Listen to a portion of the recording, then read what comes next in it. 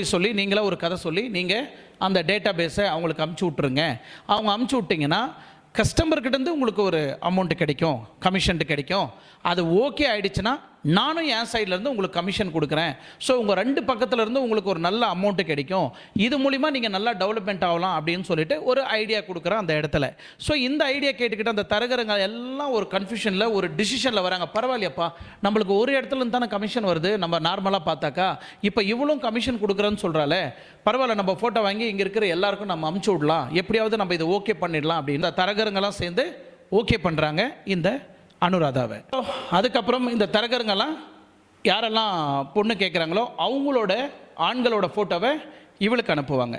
இவன் என்ன பண்ணுவா, அந்த ஃபோட்டோஸ் எல்லாம் ஸ்கேன் பண்ணுவா, ஃபேமிலியோட பேக்ரவுண்டெல்லாம் கேட்டுக்குவா, பேங்க் பேலன்ஸ் என்ன, பிஸ்னஸ் மேனா இல்லை வேலைக்கு போகிறாங்களா, இல்லை செல்ஃப் எம்ப்ளாயா, இல்லை பிஸ்னஸ் மேனா, இல்லை கடை எதனா வச்சுட்டு பிஸ்னஸ் பண்ணுறாங்களா அப்படின்னு நிறையா விஷயங்களை